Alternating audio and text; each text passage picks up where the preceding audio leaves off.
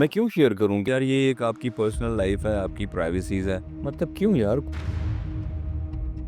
जो पाकिस्तान की film industry है, उसने आपकी वैल्यू को समझा है? या आपको लगता है कि नहीं यार, वो मुझे नहीं मिली जो मुझे मिलनी चाहिए थी? कुछ कुछ मेरी अपनी गलतियाँ थी कि अगर मैं वो ना करता, मौला जट जैसी जो फ़िल्में हैं ना सर, वो की सदियों में एक फ़िल्म बनती है। अच्छा, आपका इंडस्ट्री में आने के लिए आसिफ़ खान का बेटा होना काफ़ी था।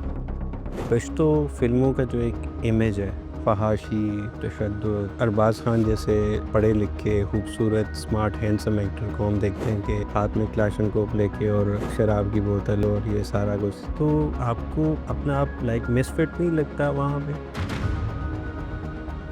अभी एक कंट्रोवर्सी थोड़ी-सी क्रिएट हुई थी। आपके दोस्त सऊद फ़िल्म स्टार, उन्होंने एक स्टेटमेंट दिया कि पाकिस्तान फ़िल्म इंडस्ट्री को तबाह करने में सबसे बड़ा जो रोल है वो शान और सईद नूर साहब का है। आपके फ़ादर ने एक स्टेटमेंट दिया था अभी रिसेंटली कि अरबाज़ खान बहुत अच्छा बच्चा है, लेकिन उसने एक गलती की कि उसने खुशबू से शादी कर ली। जहांगीर खान और शाहिद खान, माहिरा खान या खुशबू, नवाज़ शरीफ या इमरान खान, अरबाज़ खान एक्टर ना होता तो क्या होता? मोहब्बत तो मेरा ख़्याल है इंसान को रोज़ होती है, इश्क एक दफ़ा होता तो इश्क हुआ आपको? है।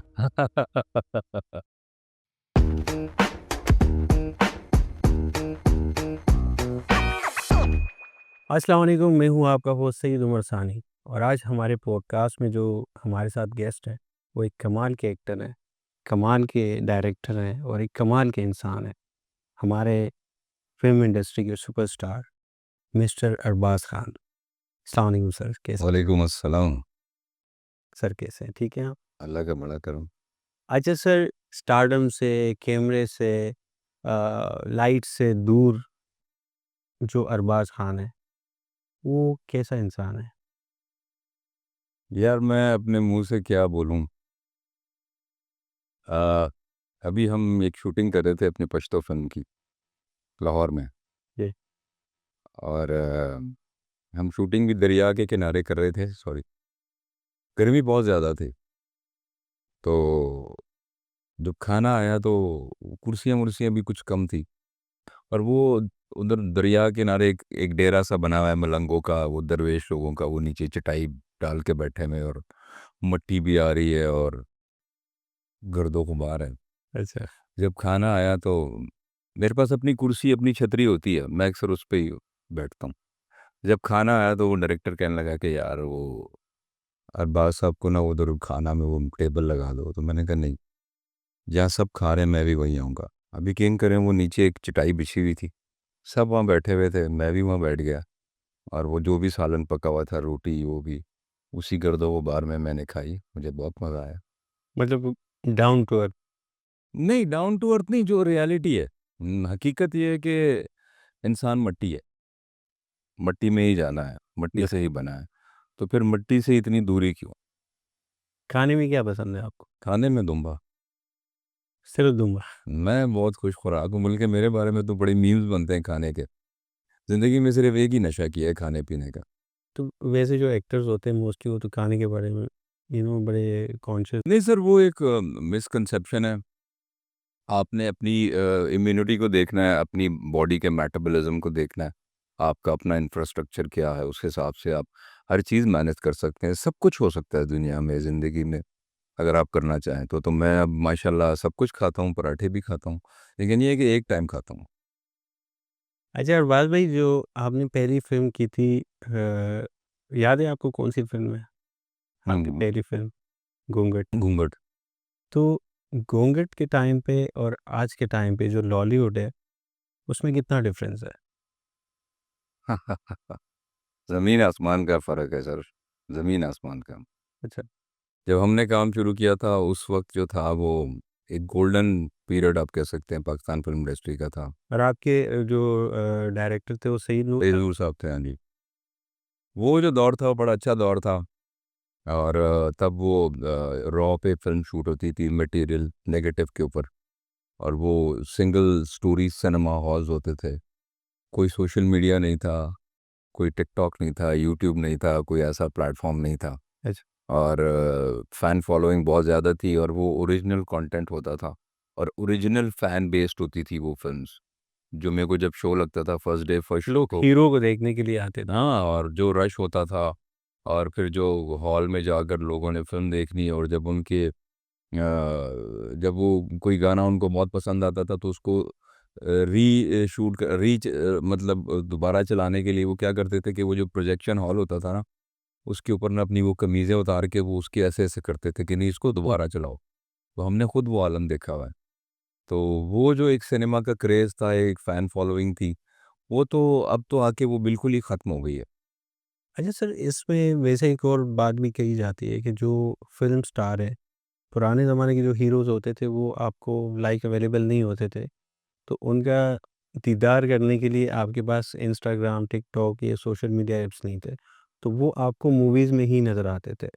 तो तब वो क्रेज़ शायद ज़्यादा था, जो उस वक़्त के हीरोज़ के लिए था। अभी ये है कि आप सुबह उठें तो हीरो उठ रहा है तो वो तब भी वो वीडियो वो स्नैप पे उसने डाल दी है, इंस्टा पे उसने डाल दी कि जी मैं उठ गया हूँ, मैं खाना खा रहा हूँ, मैं इधर जा रहा हूँ, मैं उधर जा रहा हूँ। तो ये काफ़ी वैसे हाँ, फ़िल्म उसमें स्टार। मिल गया ना, अब सोशल मीडिया आ गया, अब ईज़िली एक्सेस आ गया है लोगों के तो पास। आपको लगता है कि इस चीज़ से फ़र्क पड़ा है कि सर फ़र्क बहुत पड़ा है, देखें अब दुनिया है, दुनिया ने तो आगे बढ़ते रहना है, दुनिया के साथ आपको चलना भी है। लेकिन उसके साथ-साथ आपने अपने आप की भी थोड़ी-सी ना एक इंक्रीमेंट करना होता है, कि आपने अब कैसे चलना है। अब जैसे सोशल मीडिया है, ठीक है, ये एक बड़ा पावरफुल प्लेटफ़ॉर्म है। अब इस पे बहुत-बहुत अच्छा कंटेंट भी आता है, बड़े अच्छे मैं देखता हूँ व्लॉगिंग, बड़े अच्छे व्लॉगर्स हैं जो बहुत अच्छा कंटेंट देते हैं। लेकिन हमारे यहाँ मैंने देखा है कि एंड ऑफ द डे हम लोग ये देखते हैं कि जी एक व्लॉगर पैसा कितना कमा रहा है, नो मैटर कि वो क्या कंटेंट दे रहा है। मैं कुछ देखता हूँ व्लॉग्स के वो बिल्कुल बेसलेस होते हैं और बड़े ही अजीब-सा कंटेंट होता है, लेकिन उनके मिलियंस में फॉलोवर्स हैं, बिलियंस में फॉलोवर्स हैं, तो एंड ऑफ द डे आप ये सोचते हैं कि यार इनके जो फॉलोवर्स हैं, जो देखने वाले हैं, शायद वो ही ये देखना चाहते हैं, जिसका कि हमें बहुत दुःख भी होता है। तो ये एक अलमिया है। बाकी ये है कि आपका जितने बड़े सुपरस्टार्स हैं, चाहे वो हॉलीवुड के हों, बॉलीवुड के हों, उनके अपने सोशल मीडिया अकाउंट्स हैं, वो उस पे बड़ी अच्छी प्रोपेगेशन करते हैं फ़िल्म्स की, अपनी पर्सनल लाइफ़ की, तो वो लोग देखते हैं। लेकिन आप ज़्यादा एक्टिव नहीं है। मैं हूँ मतलब मैं खुद इतना एक्टिव नहीं हूँ। मुझे लगता है कि यार ये एक आपकी पर्सनल लाइफ़ है, आपकी प्राइवेसीज़ है। मैं क्यों शेयर करूँ कि ईच एंड एवरी मिनट की मैं लोगों को जो है ना अपनी प्राइवेसी शेयर करूँ, अभी मैं ये कर रहा हूँ, अभी मैं ये कर रहा हूँ, 10 मिनट बाद मैं ये करूँगा। मतलब क्यों यार? कुछ तो वक़्त आपका अपने लिए होना चाहिए। हर वक़्त आपने कैमरे के सामने हमने तो इतना अरसा गुज़ारा है शायद हमें हमारा दिल नहीं करता, लेकिन आजकल की जो जनरेशन है वो शायद इस चीज़ को महसूस करती है। तो ज़्यादती किसी भी चीज़ की अच्छी नहीं होनी चाहिए। जब बहुत ज़्यादा कोई चीज़ हद से बढ़ जाए तो इट मीन्स कि वो it's about to finish now. अच्छा, आपका इंडस्ट्री में आने के लिए या जो पहली फ़िल्म आपने की है, आसिफ़ खान का बेटा होना काफ़ी था या कोई स्ट्रगल करनी पड़ी आपको? आसिफ़ खान का बेटा होना मेरे लिए इसलिए खुशाइन था कि मुझे वो धक्के नहीं खाने पड़े स्टूडियोज़ के, जो एक न्यूकमर्स खाते हैं या जिनका बैकअप नहीं होता। और मुझे लगता है कि मैं बड़ा खुशकिस्मत था कि मुझे बड़ा वार्मली वेलकम किया गया आसिफ़ खान साहब की वजह से। और जब मेरी पहली फ़िल्म कामयाब हुई, सुपर हिट हो गई, वो जैसी भी मेरी एक्टिंग थी, जैसा भी था, मैं तो एक कॉलेज गोइंग वो था। तो जब वो फ़िल्म हिट हो गई, उसके बाद जब मैं दूसरी फ़िल्म की शूटिंग पे जा रहा था, तो आप एनसीए में पढ़ रहे थे? एनसीए में, हाँ, नेशनल कॉलेज ऑफ आर्ट्स में मेरा जी। मेरा 3rd ईयर था जब मैं छोड़ के आया था। क्योंकि मैं अब छोड़ के आ गए? छोड़ के आ गया क्योंकि मैं उन्होंने कहा था 1-2 महीने में फ़िल्म ख़त्म हो जाएगी, समर वेकेशंस थी। अच्छा, और जब मैं आया तो बस वो प्रोलॉन्ग होते-होते वो जो थी वो तकरीबन फ़िल्म वो डेढ़ 2 साल उसकी शूट चलती रही। मेरा कॉलेज भी ऑफ हो गया। तो तो वापस वो नहीं गए आप? एक रूटीन जो होती है जाने की, एक मोमेंटम था वो भी टूट गया। और उसके बाद फिर रिकग्निशन होने लगी पब्लिक में, वो लोग जानने लगे, पहचानने लगे, पैसा भी आने लगा तो वो ज़्यादा अच्छा लगा। दोबारा फिर और नहीं क्या बस पढ़ाई छोड़ दो, हाँ, यही चल रहा है। तो बड़ा अच्छा लगा। तो जब मैं हाँ, दूसरी जब उस फ़िल्म की शूटिंग के लिए जा रहा था तो मेरे वाले साहब ने मुझे कहा कि देखो ये जो तुम्हारी कामयाबी है ना, ये तो मेरी वजह से थी, ठीक है? तुम आए, तुम्हारी फ़िल्म हिट हो गई, ये तो एक फ्लूक भी हो सकता है।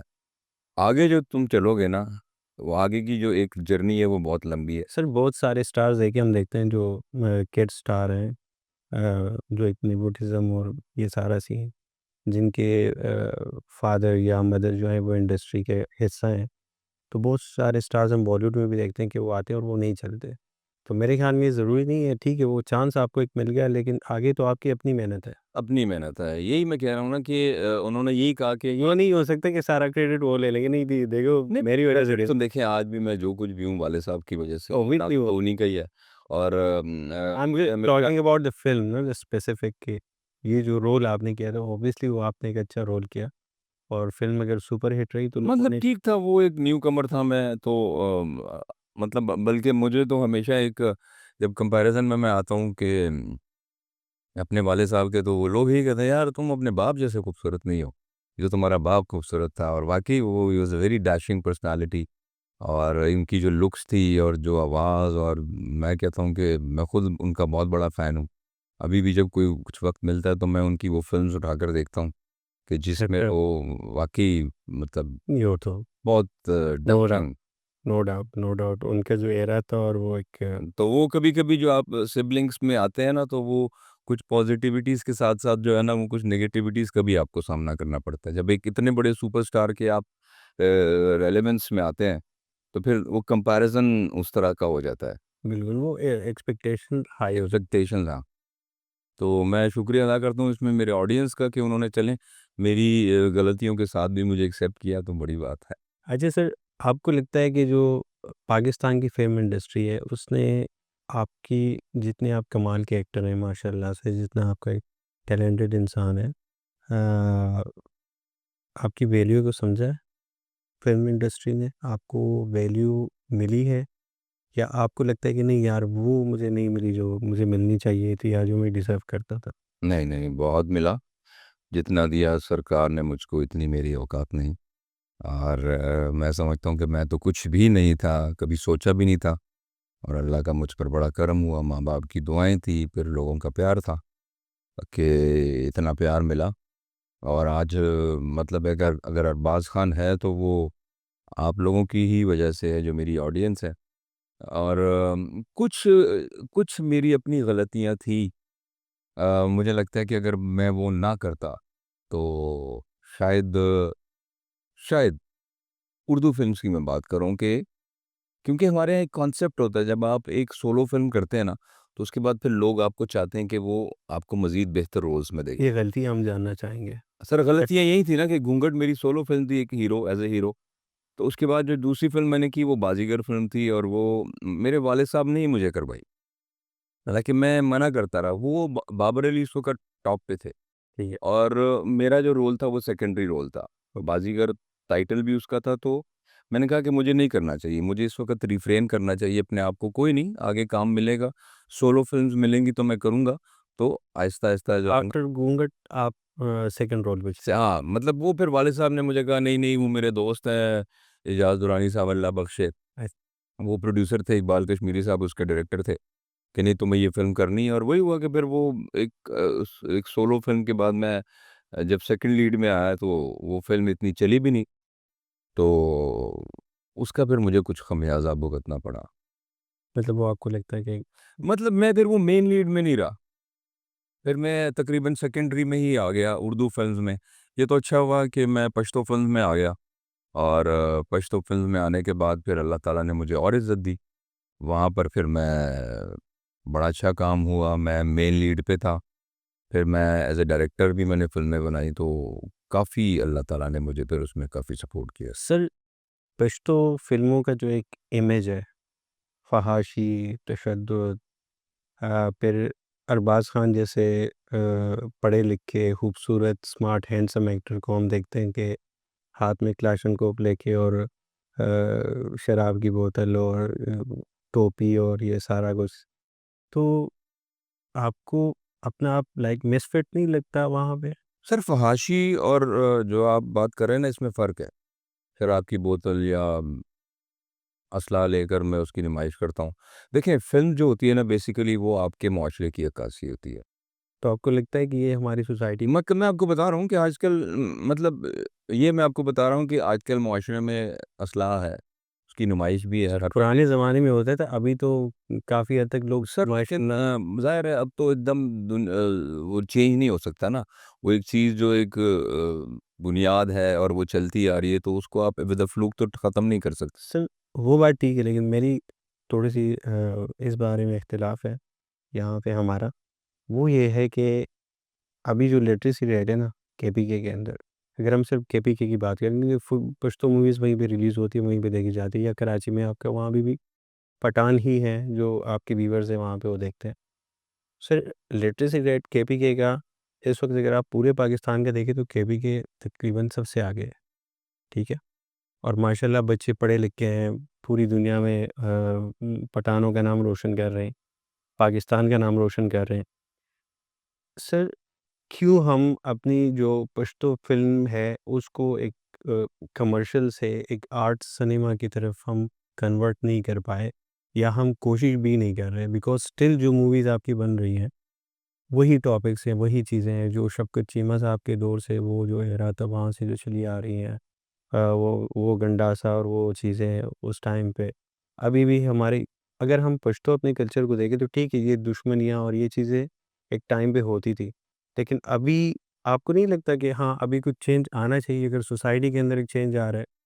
सर देखें, मैं अगर अकेला बंदा मैं सोचूँ कि यार मैं एक चेंज लेकर आऊँ ना तो वो पॉसिबल नहीं है क्योंकि उसमें बहुत सारे फैक्टर्स हैं। फैक्टर्स ये हैं कि देखिए एक तो जो रीजनल सिनेमा में जो पश्तो फ़िल्म इंडस्ट्री है ना, वो एक वाहिद फ़िल्म इंडस्ट्री रहेगी कि इवन कोविड में भी वो चलती रही। आप रीजनल सिनेमा पंजाब का देखें वो टोटल ख़त्म हो गया। हालाँकि सिनेमा हॉल्स भी हैं, बहुत बड़ा सर्कल है उनका, बिल लेकिन अच्छी फ़िल्में नहीं बनी तो वो ख़त्म हो गया। मेन स्ट्रीम लाइन की जो फ़िल्में हैं उर्दू की, वो भी आप देखेंगे वो बिल्कुल ना होने के बराबर है। मतलब कहाँ सालों में कितनी बनती थी, अब 2-3 सालों में 1 आध फ़िल्म एक बनती है। आध फ़िल्म आती है, बिल्कुल। पश्तो फ़िल्म का जहाँ तक ताल्लुक है ना सर, हमारा जो एक सिनेगोवर है ना, वो एक टिपिकल तबका है, जो मासेज़ हैं, क्लासेस नहीं है। मतलब रेहड़ी वाले हो गए, छाबड़ी वाले हो गए, वही देखते हैं, मैं आपको सही बता रहा हूँ। फैमिली तो आती नहीं है पश्तो फ़िल्म देखने के लिए क्योंकि शुरू से एक कल्चर ऐसा है कि वहाँ पर फैमिलीज़ नहीं आती, कभी होती होंगी तो होती होंगी। जी। अच्छा, अब अगर मैं चेंज करना चाहूँ कि यार ठीक है, नहीं यार एक ऐसी फ़िल्म बनाते हैं, तो उसमें फिर मुझे एक रिस्क का फैक्टर देखना पड़ता है। अब जो प्रोड्यूसर होगा, जो अपना इतना पैसा लगा रहा है मतलब रिस्क कोई नहीं लेना। नहीं, नहीं सर, वो डर जाते हैं ना। मैं कहता हूँ यार कि चलो एक नई फ़िल्म बनाते हैं ज़रा इस तरह की, तो वो एक रिस्क होता है, फ़िल्म चले ना चले। तो वो बेचारे डर रहे होते हैं कि यार पता नहीं हमारा जो पैसा है वो एक एट स्टेक है, वो वापस आता है, नहीं आता। तो नहीं, नहीं, नहीं आप ये ऐसा ना करें, वैसा ना करें। फिर हमारा जो एक सर्किट था फ़िल्म्स का, लाइक एक वक़्त में काबुल में हमारी पश्तो फ़िल्में इतना ज़्यादा जाती थी, वो ख़त्म हो गया, हमारा सफ़ारती ताल्लुकात अच्छे नहीं रहे, वो भी ख़त्म हो गए। जी। फिर कराची में हमारे इतनी अच्छी फ़िल्म्स होती थी पश्तो की, क्वेटा में इधर कोहाट, बनू, नौशहरा, मर्दान, मतलब हमारे नौशहरा में 6-7 सिनेमास थे, अब एक भी नहीं रहा। सिवाय पेशावर के सिर्फ़ 3 के 4 सिनेमास रह गए हैं, 7-8 में से। वो भी 3-4 जो थे वो डिसमेंटल हो गए, एक आध अभी जो है ना वो भी फ़रोख्त हो गया, वो भी मिट जाएगा। तो उसके बावजूद उन लोगों की एक मैं कहूँगा कि यार एक क्रेडिट उन लोगों को जाता है कि कोविड, इतनी ज़्यादा दहशतगर्दी केपीके में रही, उसके बावजूद वो लोग अपने रूट से जुड़े रहे। एक दौर में जब इंडियन फ़िल्म्स आई तो बहुत सारे सिनेमा ओनर्स ने कहा कि जी बस ठीक है, अब तो हमें पाकिस्तानी फ़िल्मों की ज़रूरत ही नहीं है। लेकिन वाहिद पेशावर एक ऐसा शहर था कि जहाँ पर इंडियन फ़िल्म भी लोगों ने रिजेक्ट कर दी। उन्होंने कहा जी नहीं, हमें अपने लोगों को देखना है, अपने हीरोज़ को देखना है, अपनी पश्तों की ज़ुबान को सुनना है। अच्छा सर, एज़ अ डायरेक्टर आपका कोई प्लान है, कोई आर्ट पश्तो फ़िल्म बनाने का इन फ्यूचर? सर प्लान तो बहुत है, अब डिपेंड करता है कि फिर वो एग्ज़ीक्यूट भी होने हैं, कोई ऐसा फाइनेंसर मिले, कोई हालात ऐसे हों। इवन कि मैंने एक उर्दू फ़िल्म बनाई 2018 में राउंड अबाउट के नाम से, बड़ी कैजुअल सी एक सोशल फ़िल्म। जी, जी, बिल्कुल मैं हाँ, उसके बाद फिर एक पंजाबी फ़िल्म हमने बिल्कुल उसका स्क्रिप्ट फ़ाइनल, उसकी कास्ट भी फ़ाइनल हो गई थी जट्टा तू मन्नेगा। तो बस वो फिर कुछ कोविड आ गया, फिर उसके बाद बस उसके हालात कुछ ऐसे हो गए। तो रिलीज़ नहीं हो सकी या बनी नहीं? नहीं, नहीं वो शूटिंग ही नहीं शुरू हो सकी उसकी। So that was a love, वो हमारा फाइनेंसर जो था वो अमेरिका में था, वो जब कोविड पे आया वो लव स्टोरी थी या हाँ, लव स्टोरी थी बेसिकली एक इंडो-पाक हमने प्री पार्टीशन एक स्टोरी लिखी थी तो वो बस नहीं बन पाई वो। तो दिल से वैसे आपको किस तरह की मूवी पसंद है? यार रोमांटिक और एक्शन क्योंकि आप नहीं सर, मुझे एक सोशल एक कॉमेडी फ़िल्म, मतलब मैं चाहता हूँ कि लोगों को देखिए, एक फैंटेसी है फ़िल्म, आप रियलिटी के करीब तो जा नहीं सकते और वो रियलिटी लोग पसंद भी नहीं करते। तो फ़िल्म लाइक ये है कि एक फैंटेसी है, लोग आते हैं 2 घंटे के लिए हॉल में, तो आप उनको उन 2 घंटों में उनके गमों को भुला दें, उनके लबों पर मुस्कुराहट बिखेर दें, उनको खुश करके वापस भेज दें। जिसमें एक अच्छी कॉमेडी हो, एक अच्छा म्यूज़िक हो, अच्छा-सा एक्शन हो और एक मैसेज हो। ये एक फ़िल्म होनी चाहिए, जिसका मैं समझता हूँ कि ओवरऑल दुनिया में यही एक फ़ॉर्मूला है अच्छी फ़िल्म्स का। वो जो एक्शन होती है, पीरियड फ़िल्म्स होती हैं या कोई आर्ट मूवीज़ होती हैं, वो अब मेरा नहीं ख़्याल कि अब वो दौर रहा। अच्छा, तो अब आते हैं थोड़ा-सा लॉलीवुड की तरफ। सईद नूर साहब का मैंने एक स्टेटमेंट देखा, जिसमें उन्होंने कहा कि मेरी 4 फ़िल्में रिलीज़ के लिए तैयार है, मतलब वो कंप्लीट है, लेकिन मैं उनको रिलीज़ नहीं कर रहा, क्योंकि पाकिस्तान में हालात ऐसे हैं और सिनेमा के ये हालात हैं, वो हालात हैं, तो मैं उसको रिलीज़ नहीं कर रहा। अब जब इतने बड़े डायरेक्टर इस तरह के स्टेटमेंट देंगे, ठीक है, तो पाकिस्तान में फिर मूवीज़ कौन बनाएगा? और अगर उन्होंने एक फ़िल्म चलो बनाई हुई है, तो उन्होंने कोई नेटफ्लिक्स के ऊपर या बॉलीवुड में जाके या हॉलीवुड में जाके तो रिलीज़ करनी नहीं है, यहीं पे करनी है। तो इस बारे में आप क्या कहेंगे? बिल्कुल उन्होंने सही कहा, अगर सैयद नूर साहब जैसे डायरेक्टर और जिनका एक नाम है, एक मकाम है, जिन्होंने इतनी बड़ी सुपरहिट फ़िल्म बनाई, अगर वो समझते हैं कि हालात अच्छे नहीं और उनकी फ़िल्म रिलीज़ नहीं हो रही, तो आप सोच सकते हैं कि कितने हालात यहाँ पर नासाज़गार हैं। एट द सेम हाँ, टाइम अभी लव गुरु आ रही है। देखिए अभी आके जो है ना, मैं एप्रिशिएट करूँगा, पंजाब हुकूमत ने जो है ना एक 2 अरब रुपए की ग्रांट दी है पाकिस्तान फ़िल्म इंडस्ट्री को, पाकिस्तान फ़िल्म प्रोड्यूसर्स एसोसिएशन को, उर्दू और पंजाबी फ़िल्म्स के लिए। जी। और उनका कहना है कि जो भी प्रोड्यूसर्स हैं रेगुलर, और वो आके अपने को डॉक्यूमेंट्स दें या वो कुछ अगर फंडिंग करना चाहते हैं, तो उसमें हुकूमत उनको मदद करेगी, जो कि इससे पहले कभी नहीं हुआ।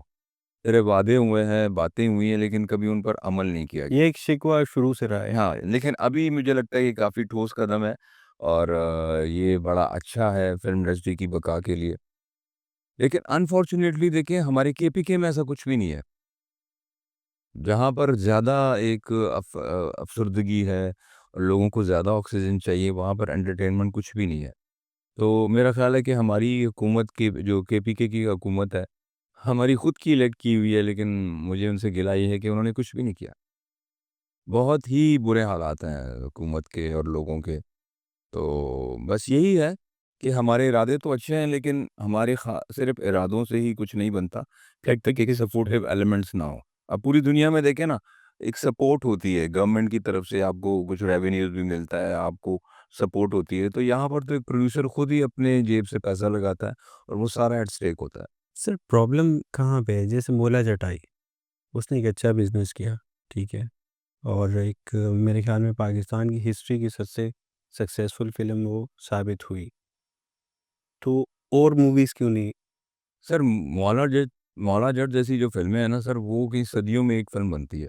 एक तो उस फ़िल्म को बनने में तकरीबन कोई 3, 4, 5 साल का अरसा लगा और उसका जो बजट था उस वक़्त 65 करोड़ रुपए था।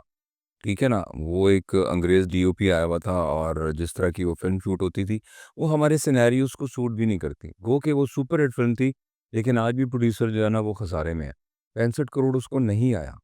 अगर आपकी 65 करोड़ की इनके फ़िल्म, अकॉर्डिंगली तो 100 करोड़ से ऊपर का बिज़नेस। सर ये अगर 100 करोड़ से ऊपर भी आया तो उसमें बहुत सारे एलिमेंट्स हैं सर।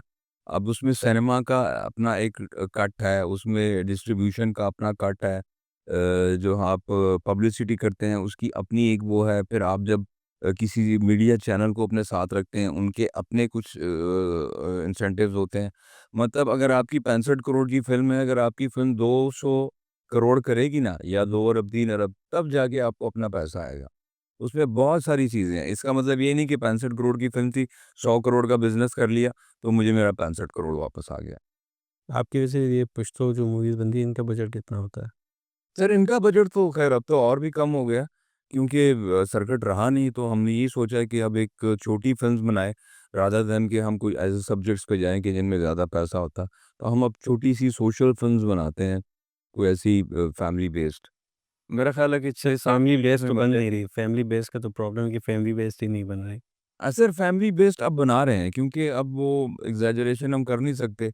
और बस हम एक ड्रामा टाइप को है ना, कोई जैसे आप कह लें कि एक छोटा-सा एक ड्रामा, एक टेली ड्रामा जो है ना, वो आप बड़ी स्क्रीन पे देख मतलब वो श्रिंक होके अब छोटी-छोटी चीज़ जिस तरह मतलब से ज़ाहिर है, हम उस तरह के अब सब्जेक्ट्स ले रहे हैं।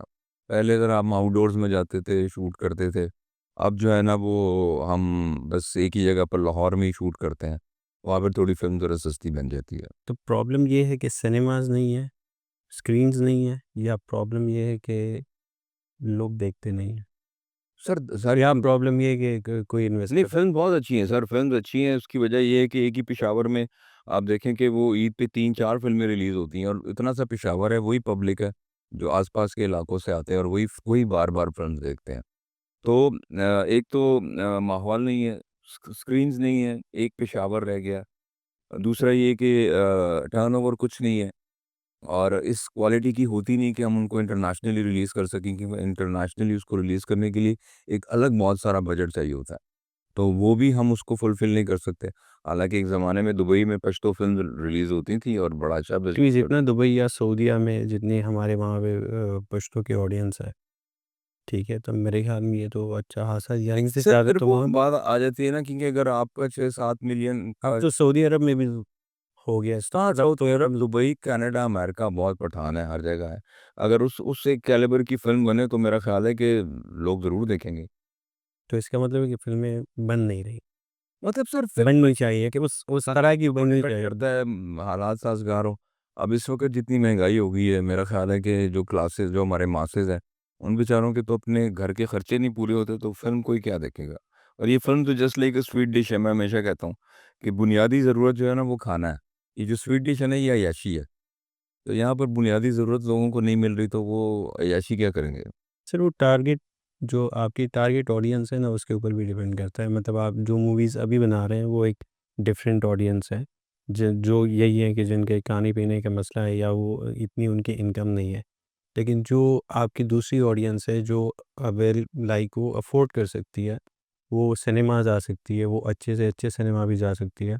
तो उनको फिर अपनी जो मूवी है ना वो दूसरी एक कमर्शियल या उस तरह का गंडासा या एक्शन या ये वो क्लाशनकोप और ये कल्चर नहीं चाहिए। सर देखें, अगर तो हमारे वो भी पास फिर बनानी पड़ेगी तो तब शायद वो ऑडियंस भी आपके पास आना शुरू होगी और ये चीज़ इम्प्रूव होगी। सर वही ना, जब आप चेंज की बात करते हैं ना, तो उसमें एक रिस्क फैक्टर आ जाता है। अब आप जो बात कर रहे हैं कि अगर हम फैमिली को अट्रैक्ट करें टुवर्ड्स सिनेमा, यस। उसके लिए हमारे पास सिने स्टार्स या इस तरह की जो सिने हॉल्स है ना, वो होने चाहिए, मिनी स्क्रीन्स होनी चाहिए। मेरा ख्याल है पेशावर में कोई भी नहीं है। तो ये जितना बजट एक्शन मूवीज़ पे लग रहा है, क्या इस बजट में नहीं बन सकती एक अच्छी नहीं सर, फिर उसमें बहुत सारी चीज़ें आ जाती हैं। अगर आप उस क्लास की फ़िल्म बनाना चाहेंगे, उसका बजट स्टोरी इसमें तो आपको देखिए क्लाशनकोव चाहिए, उधर आइए पूल चाहिए यार, पूल सस्ता है बॉलीवुड में क्लाशनकोव भी एक्शन फ़िल्म ही चलती है पूरी दुनिया में। हॉलीवुड में भी क्लाशनकोफ है, इतना कुछ होता है। नहीं, नहीं, बॉलीवुड मैं सर ये बात कर रहा हूँ अगर हम एक्शन से इस तरफ शिफ्ट होते हैं टुवर्ड्स लाइक रोमांटिक मूवी, तो इधर अगर आपको क्लाशनकोव चाहिए, उधर आपको एक पूल चाहिए, जो ₹50 का मिल जाएगा। तो वो तो मेरे ख्याल में ज़्यादा सस्ता है। नहीं सर देखें, जो हमारा इक्विपमेंट है ना, जब वो एक जब हम मिनी स्क्रीन्स या जो सिल्वर स्क्रीन्स के लिए बनाएँगे, उसमें हमारा जो इक्विपमेंट है वो और होगा। अब जैसे कि आजकल आपको पता है इतने हाई-फाई ईएनजी आ गई है, वेरी एलेक्सा कैमरास, जी। फिर पोस्ट है, वो उसका अपना ही खर्चा है। हम तो आज भी जो है ना सिंपल से एक 4K जो है वो कैमरा पे शूट करके, तो सिंपल जो है ना वो एक यूएसबी लेके तो उसको प्रोजेक्टर में लगा के तो हम चलाते हैं। हमारे पास डीसीपी फाइल भी नहीं होती, क्योंकि उसका भी खर्चा ज़्यादा है। तो ये सारी चीज़ें फिर काउंट करती हैं। तो हम अगर फैमिली को अट्रैक्ट करना चाहेंगे तो फिर थोड़ा-सा बजट बढ़ेगा। फिर वो फ़िल्म जो है ना, हम कहाँ पर उसको एग्ज़िबिट करेंगे, लोग कहाँ आएँगे, वैसा एक उन उन एरियाज़ में, उन पॉश एरियाज़ में कुछ सिनेमा हॉल्स आने चाहिए। बिल्कुल, लोग 1 बार आएँगे, 2 बार आएँगे, मतलब ये एक लेंथी प्रोसेस है। बिल्कुल। तो लेकिन अल्लाह इंशाअल्लाह हम उम्मीद करते हैं कि एक न एक दिन होगा। हाँ, हाँ, सर अल्लाह करे हमारे जीते जी हो जाए। अच्छा सर अभी एक कंट्रोवर्सी थोड़ी-सी क्रिएट हुई थी। आपके दोस्त भी हैं सऊद फ़िल्म स्टार। उन्होंने एक स्टेटमेंट दिया कि पाकिस्तान फ़िल्म इंडस्ट्री को तबाह करने में सबसे बड़ा जो रोल है वो शान और सईद नूर साहब का है। इसके बारे में आप क्या कहेंगे? अ, मेरा ख़्याल है कि उन्होंने इस कॉन्टेक्स्ट में बात की थी कि देखें जब फ़िल्म इंडस्ट्री बिल्कुल अपने अरूज पर थी ना, तो उसका क्रेडिट यकीनन इन कुछ डायरेक्टर्स को जाता है, जिसमें से ये नूर साहब हैं, मैडम संगीता थे हैं, और हसन अस्करी साहब, अल्ताफ़ हुसैन साहब, जिन्होंने कि बाकी एक टर्न चेंज दिया फ़िल्म्स को। जी। अब उसके बाद फिर उनको उन पर ये लाज़िम था कि वो फ़िल्म इंडस्ट्री को थोड़ा आगे बढ़ाते। उसके बाद फिर आ गया है ठेका सिस्टम। ठेका सिस्टम ये है कि मैंने प्रोड्यूसर को बोला, बस ठीक है, तुम मुझे लमसम इतने पैसे दे दो, मैं तुम्हें एक अच्छी फ़िल्म बना के दे दूँगा। अब उसमें आगे जब ये चीज़ें आ गई तो क्वालिटी जो है ना वो थोड़ी-सी उसमें फिर काफ़ी फ़र्क आ गया। ऑब्वियसली वो तो फिर आपको बजट के हाँ, हिसाब से मतलब जब एक एक आपका काम है, आप डायरेक्टर हैं, अब मुझे काफ़ी प्रोड्यूसर्स कहते हैं कि जी आप इतने पैसे ले लें, आप मुझे फ़िल्म बना दें। मैं कहता हूँ नहीं भई, आप मुझे सिर्फ़ मेरी डायरेक्शन के, मेरी एक्टिंग के पैसे दें, बाकी आपका प्रोडक्शन मैनेजर होगा, वो जो भी चीज़ आएगी, जिस तरह भी होगी, वो उसके हिसाब से होगी, वो खुद ही करे। बिल्कुल। मुझे क्या काम है कि मैं प्रोडक्शन में वो करूँ। तो मेरा ख़्याल है जब आप बहुत सारी चीज़ें अपने उस पर ले लेते हैं, तो उसमें फिर खराबी शुरू तो वो हो जाती टेके सिस्टम में बेसिकली खराबी थी, है। हाँ, क्योंकि आपके एक पास एक फिक्स बजट था और उसके अकॉर्डिंगली आपने उसी में फिर मैनेज करना था। उसमें जो है ना फ़िल्म इंडस्ट्री को फिर थोड़ा-सा वो हुआ, फ़िल्में अच्छी नहीं बनी। और शान साहब की तो मैं ये बात करूँगा कि शान साहब जो थे वो जब एक वक़्त था कि वो बहुत अरूज पर थे और उनके नाम पर फ़िल्म दिखती थी। तो जब उनसे अगर किसी ने कहा भी कि यार आप थोड़ा टाइम पे आ जाया करें तो हम ज़्यादा काम कर लिया करेंगे, एक फ़िल्म बजट में बन जाएगी तो होगा।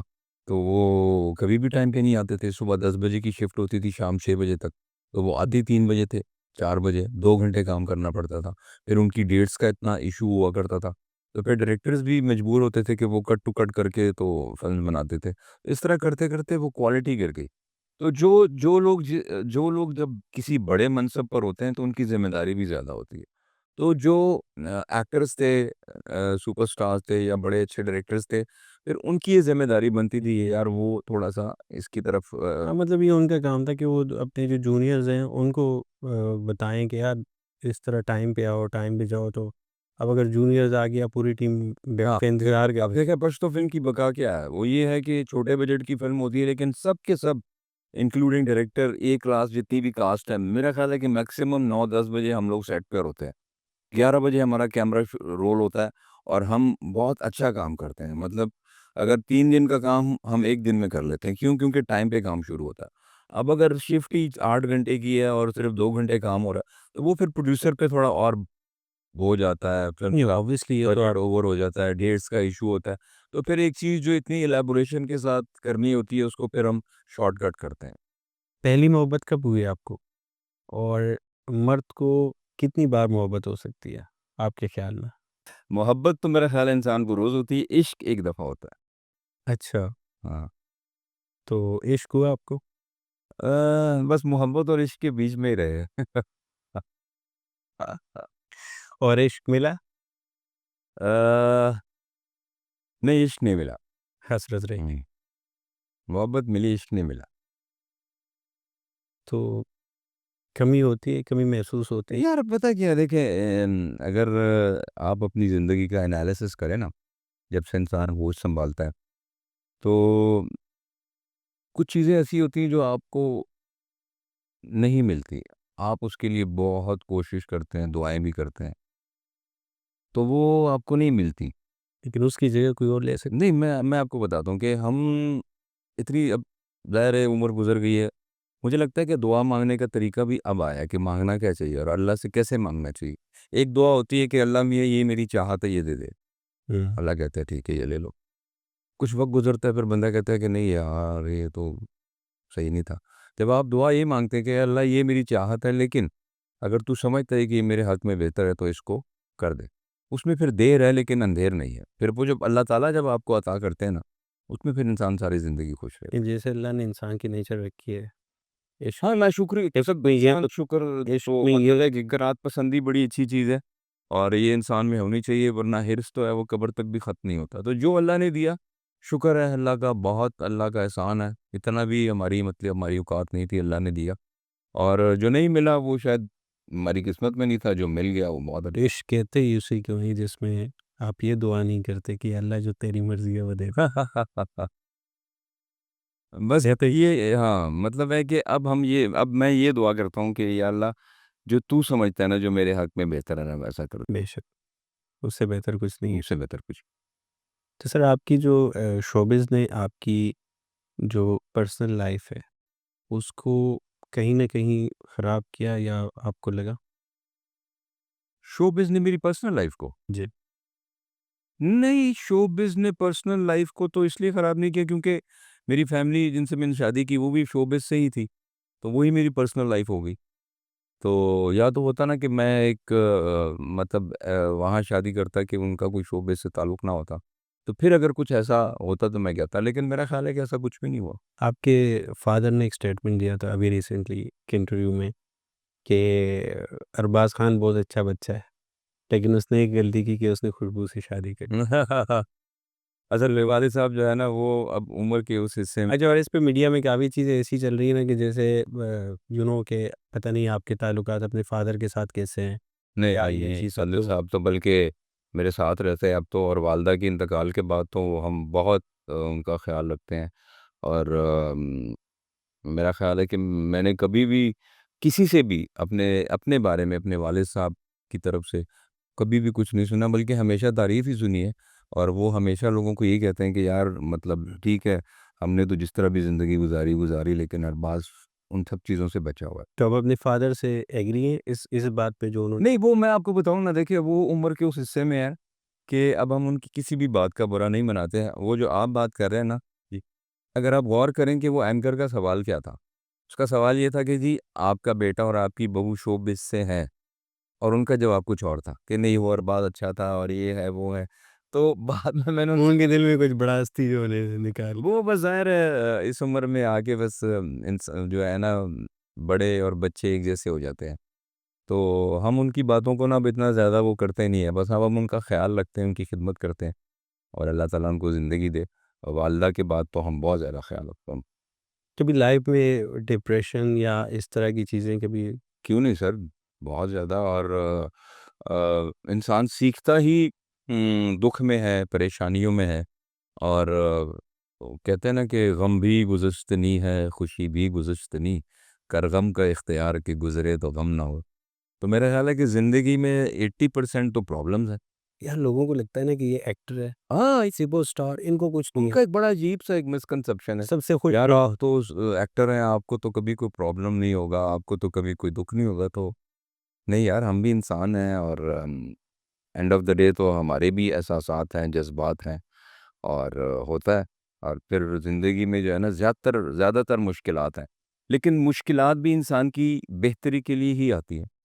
मेरी ज़िंदगी में जब मुश्किलात आईं, डिप्रेशन आया और बहुत ज़्यादा एक पीरियड ऐसा गुज़रा जब मैं बहुत डिप्रेस था, मेरी वालिदा का भी इंतकाल हुआ और मैं वालिदा से बहुत अटैच था।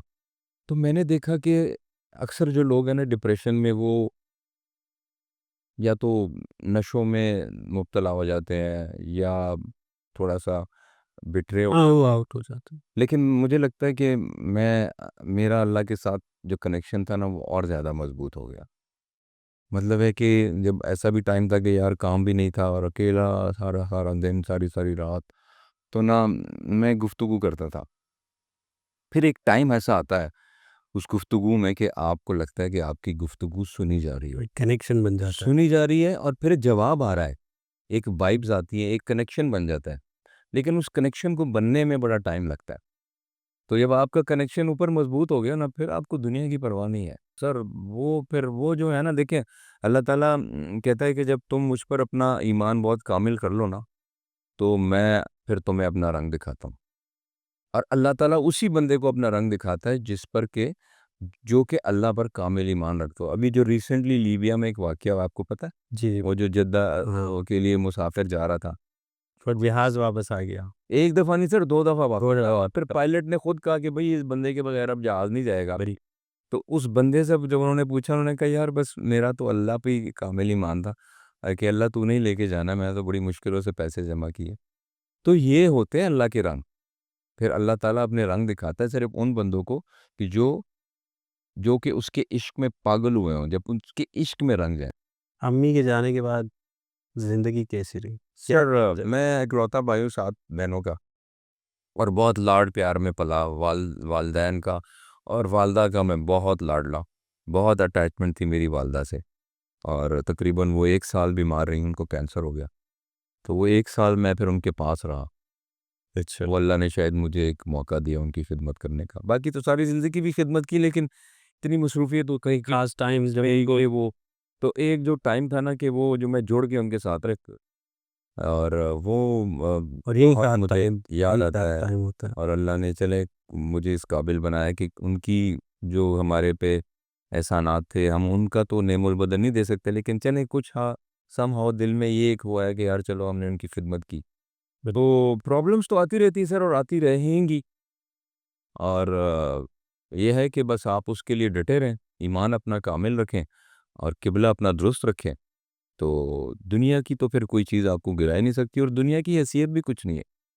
कभी-कभी मैं सोचता हूँ कि यार दुआ माँगे तो क्या माँगे? मतलब दुनियावी क्या माँगना है सर? बंगला दे दे, गाड़ी दे दे, अच्छा जितना पैसा दे दें, हर जगह पे घर दे दें, कारोबार दे दें, फिर भी तो मरना ही है ना। तो माँगना चाहिए कि यार अल्लाह अल्लाह की रज़ामंदी माँगो, अल्लाह की खुशनुदी चाहो। उस ज़िंदगी के लिए माँगो जो कि अब्दी है, कि वहाँ पे अल्लाह ताला फिर कि वहाँ पे पास कर दे, चलो ये तो गुज़र ही जाएगा किसी न किसी तरीके। देखिए, ज़िंदगी में जो मैंने देखा है, काफ़ी लोग ऐसे देखे हैं मैंने कि जब उनके पास कुछ माँगने को नहीं होता ना, वो डिप्रेशन में चले जाते हैं। वहाँ से शायद आपके पास रास्ता ख़त्म हो जाता है माँगने का कि मैं क्या माँगूँ? मतलब आपकी एक स्ट्रगल चल रही है, आपने कहा यार मुझे बिज़नेस करना है, आपने बिज़नेस कर लिया, हासिल कर लिया, जो आपको चाहिए था, गाड़ी, बंगला सब आ गया। उसके बाद शायद वो इंसान की फ़ितरत ऐसी है कि आपने मूवीज़ बनानी है, मैं फ़िल्म स्टार बनना है, बन गए, फ़ेम आ गया, आप जिधर जाते हैं लोग भाग के आते हैं, मिलते हैं, सेल्फ़ीज़ ये वो सारा एक स्टारडम है, उसको एन्जॉय करते हैं। लेकिन एक टाइम ऐसा आता है जब आप सोचते हो अकेले बैठ के कि यार मैं क्या माँगूँ? क्या करूँ? वो एक टाइम आता है जहाँ पे डिप्रेशन स्टार्ट होता है। वो इसलिए होता है सर, मैं आपको बताऊँ कुछ मिसालें हमारे सामने है, वहीद मुराद साहब, इतना बड़ा नाम।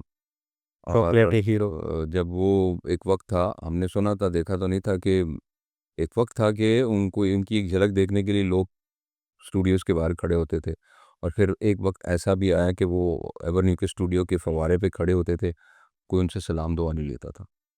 तो वो कहते हैं ना कि never lead the success to your head and failure to your heart. मतलब और वो जो ज़वाल तो है, आपको उस चीज़ के लिए मेंटली प्रिपेयर रहना चाहिए। अगर अब आप ये कहें कि यार मैं सदा जवान रहूँगा, सदा ताकतवर रहूँगा, तो वो नहीं है। सदा रहने वाली ज़ात सिर्फ़ अल्लाह की है। जब आप दुनिया से लौ लगाते हैं और दुनिया की एक्सपेक्टेशंस करते हैं ना, कि ये हो गया, वो हो गया, तो वो चीज़ें फ़ना होने वाली हैं। उसको फिर इंसान लेके बैठ जाता है। जब आपका अकीदा ही अल्लाह पे है कि यार ठीक है, इन चंद दिनों के लिए यहाँ आए हैं, अपनी मेहनत करेंगे, नेक नियति से चलेंगे, तो अल्लाह ने तो देना ही देना है। अच्छी ज़िंदगी गुज़र जाए, इतनी मिल जाए, इतना मिल जाए कि बस किसी के आगे हाथ ना फैलाना पड़े, और बस अल्लाह मियाँ तेरी तरफ ही आना है। तो इतना कामिल ईमान हो तो अल्लाह ताला दे ही देता है सर। जब आप बहुत ज़्यादा एक्सपेक्ट करते हैं ना कि यार वो मुझे तो 10 बंगले उधर चाहिए थे, 20 प्लॉट इधर चाहिए थे, और वो सब डूब गए, तो अब मैं क्या करूँगा? तो फिर तो डिप्रेशन में ही जाएँगे ना। और सबसे बड़ी बात ये है कि जी सर देखें, जब आपके पास आपकी आपकी ज़रूरत से ज़ायद हो ना, तो आप बाँट दें। और गंदम की रोटी खानी है, बस थोड़ा-सा वो खाना है, ज़िंदा रहने के लिए इतना ही चाहिए ना। बाँटने से बढ़ता है, कम नहीं होता। हमारे एक बड़े वो हमेशा कहते हैं कि मुट्ठी जो है ना, उसको अगर बंद रखोगे तो जो तुम्हारे पास है ना वही रहेगा अंदर, लेकिन और नहीं आएगा। उसको खोलो ना तो जाएगा भी लेकिन आएगा भी, ठीक है? तो ये चीज़ें थोड़ा बड़े-बड़े लोगों को देखा है सर, बड़े अमीर लोगों को गरीब देखा है, और बड़े गरीब लोगों को मैंने अमीर देखा। ये अल्लाह के एक निज़ाम। तो दिल का अमीर होना चाहिए। तो वो बिल गेट्स का एक वाक़या है ना, आपने वो सुना है बिल गेट्स का वाक़या, कि जब वो कुछ भी नहीं था, तो वो एक एयरपोर्ट ही पे फ्लाइट से उतरा, तो बाहर जब आया तो एक वेंडर बैठा हुआ था जो अखबार बेचता था। जी। तो उसने कहा कि यार अखबार दे दो। जब उसने अखबार लिया तो उसने कहा यार मेरे पास आज पैसे नहीं हैं। तो उसने कहा कोई बात नहीं, जाओ। फिर कुछ अरसे बाद आया, फिर उसने देखा अखबार, उसको चाहिए था, अखबार लिया, उसने कहा कि पैसे नहीं है मेरे पास। कहा कोई बात नहीं। फिर कुछ अरसे बाद जब वो बिल गेट बन गया, तो स्पेशली वो उधर गया, और ये वही वेंडर बैठा हुआ था अखबार वाला। उसको बोला यार तुम्हें याद है, तुमसे मैंने 2 दफ़ा अखबार लिया था, आज बताओ आज तुम्हें मुझसे क्या चाहिए? उसने कहा मेरी बात सुनो, मैंने तुम्हें अखबार उस वक़्त फ्री दिया था जब तुम कुछ नहीं थे। आज तुम अमीर हो तो तुम आके मुझे ये कह रहे हो कि क्या चाहिए? तुम कभी मुझसे ज़्यादा अमीर हो ही नहीं सकते। तो ये बात है, सिर्फ माइंड सेट की बात है सर। माइंड सेट है, आप ये जब माइंड को आप जब सेट कर लेना, ऑटो पे कर दें। और ऑटो क्या है कि ज़िंदगी है, मरना है, अल्लाह के पास जाना है, जो कुछ है अल्लाह की तरफ से है। इंसान ने सिर्फ तगो-दौ करनी है, हिम्मत करनी है, मेहनत करनी है, बाकी उसके हाथ में। ये उसकी उसकी रज़ा पे खुश हो। अच्छा सर, थोड़ा-सा अब चेंज करते हैं, ज़्यादा सीरियस साइड पे चले गए। अगर फ्यूचर में कोई पॉलिटिकल या रिलीजियस टॉपिक पे फ़िल्म बनाने का मौका मिला तो बनाएँगे? पॉलिटिकल या सर मेरा ख्याल है जो कौन हमारा कौन-सी ऐसी कोई पर्सनैलिटी है जिसके ऊपर आपको यार इस पे कोई मूवी में जो होनी हमारा पॉलिटिकल सिनेरियो है ना सर, उसमें तो लोग शायद कभी भी ना आए। मैंने कहा ना आपको कि सर फ़िल्म जो है ना वो एक फैंटेसी है।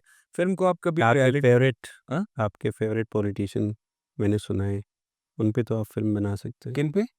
आपके फ़ेवरेट पॉलिटिशियन पे सर या आप नहीं रहे? मैं अगर नहीं मैं अगर अब हकीकत में बनाना चाहूँगा तो वो कभी बनने नहीं देंगे कोई, वो बनेगी भी नहीं।